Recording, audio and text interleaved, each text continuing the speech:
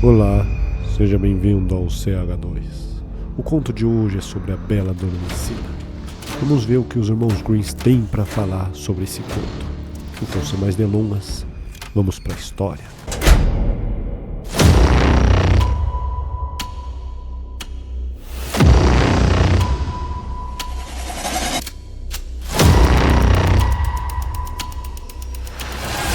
Era uma vez um rei e uma rainha que reinavam em um país muito distante, onde naquela época havia fadas. Esse rei e essa rainha tinham muito dinheiro, muitas roupas finas para usar, muitas coisas boas para comer e beber e uma carruagem para passear todos os dias. Embora fossem casados há muitos anos, não tinham filhos, e esse fato os entristeciam tremendamente. Mas um dia, quando a rainha estava caminhando à beira do rio, nos fundos do jardim, ela viu um pobre peixinho que havia saltado para fora da água. Estava arfando e quase morto na ribanceira. A rainha se apiedou do peixinho e o jogou de volta para o rio. E antes de nadar para longe, o animalzinho ergueu a cabeça da água e disse: Sei qual é o seu desejo e ele será realizado em retribuição por sua bondade comigo. Logo terá uma filha. As palavras do peixe logo se concretizaram e a rainha teve uma menina tão linda que o rei não conseguia parar de olhar para ela,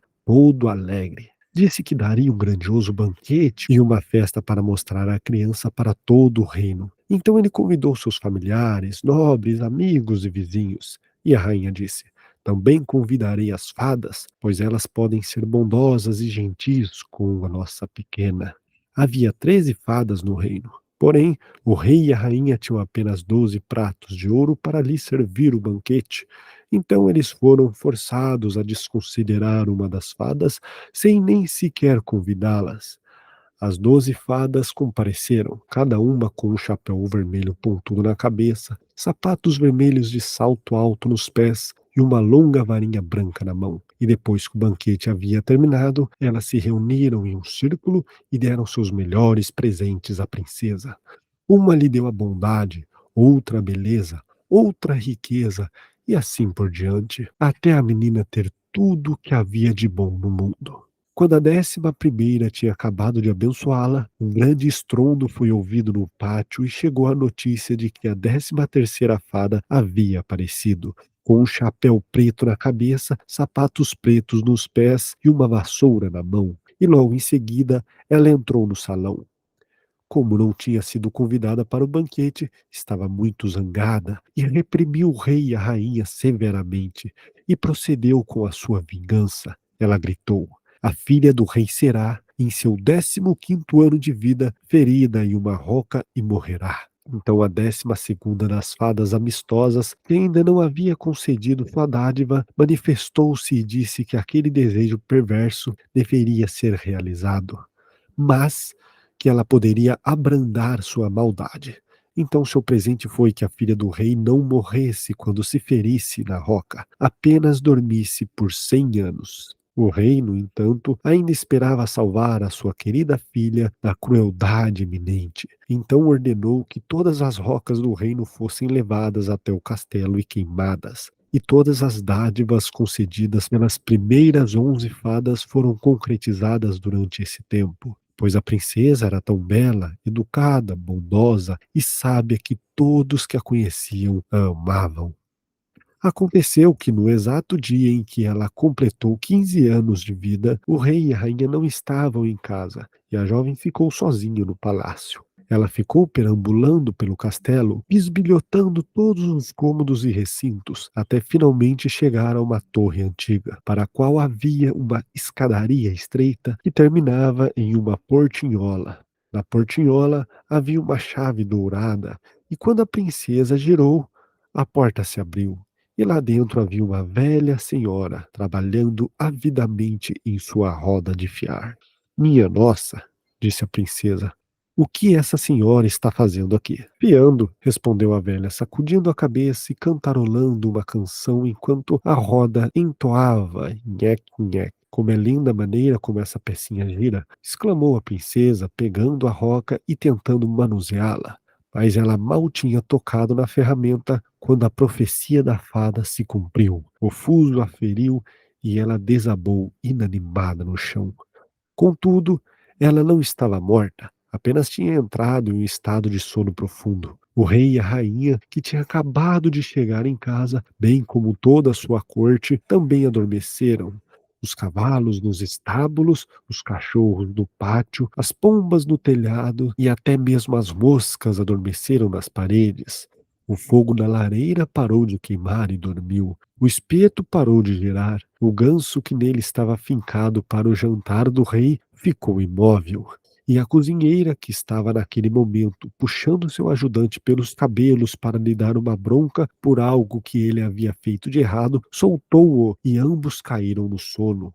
O mordomo, que estava disfarçadamente provando a cerveja, adormeceu com a jarra nos lábios. E assim, tudo foi paralisado e adormeceu profundamente. Uma grande cerca de espinhos logo se ergueu ao redor do palácio, e cada ano que passava ficava cada vez mais alta e espessa, até que por fim o velho palácio estava cercado e escondido, de modo que nem mesmo o telhado ou as chaminés podiam ser avistados. Mas correram notícias por toda a região da bela adormecida Rossicler, pois assim se chamava a filha do rei, de modo que de tempos em tempos os filhos de vários reis foram até lá e tentaram penetrar no matagal até chegar ao castelo. Esse feito, contudo, nenhum deles conseguiu cumprir, pois os espinhos e os arbustos os detinham, como se tivessem garras, e os rapazes ficavam presos e morriam de forma lamentável.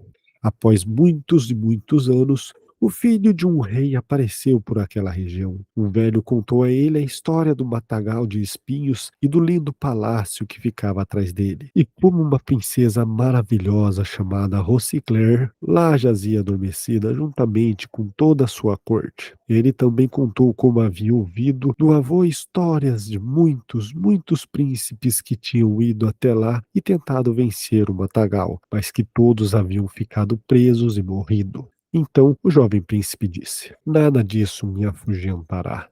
Irei e encontrarei essa Rosicler." O velho tentou dissuadi-lo, mas ele estava determinado a ir. Naquele exato dia, os 100 anos da maldição se encerraram, e quando o príncipe chegou ao matagal, não viu coisa alguma além de arbustos florescendo, pelos quais ele passou com facilidade e depois fecharam após a sua passagem, densos como nunca.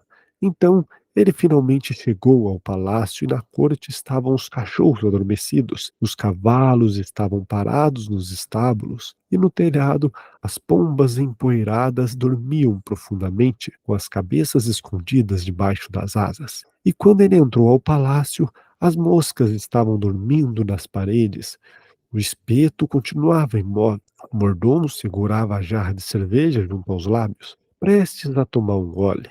A criada estava sentada com uma galinha no colo, pronta para ser depenada, e a cozinheira ainda estava com a mão erguida, como se fosse bater no garoto. O jovem continuou em frente, e tudo estava tão silencioso que ele podia ouvir a própria respiração, até que, finalmente, ele chegou à antiga torre e abriu a porta do pequeno cômodo no qual jazia Rosicler.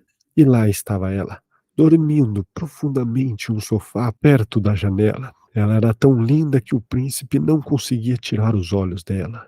Então ele se abaixou e a beijou. No momento em que ele a beijou, ela abriu os olhos e despertou sorrindo para ele.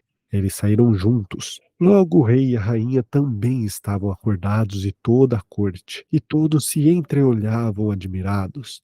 E os cavalos se sacudiram, os cachorros saltitaram e latiram, as pombas tiraram a cabeça debaixo das asas, olharam em volta e voaram para o campo. As moscas nas paredes zumbiram novamente, o fogo na cozinha flamejou, o espeto tornou a girar com o ganso do jantar do rei cravado nele. O mordomo terminou seu gole de cerveja. A criada começou a depenar a galinha e a cozinheira deu a bronca no garoto. Então o príncipe e Rosicler se casaram e um banquete de casamento foi dado. Eles viveram juntos, felizes para sempre. 100 anos trancada, dormindo. Aí do nada chega um cara, vê ela dormindo, acha ela bonita e mete um beijo na boca dela. Cara, para pra pensar numa coisa dessa. Olha que bizarrice. O corpo devia estar fedendo já. Eu não entendo dessa pira de príncipe de contos de fada em beijar defunto ou em beijar gente dormindo. Mas, né, cada doido com a sua doideira. Então esse foi o conto de hoje e até a próxima.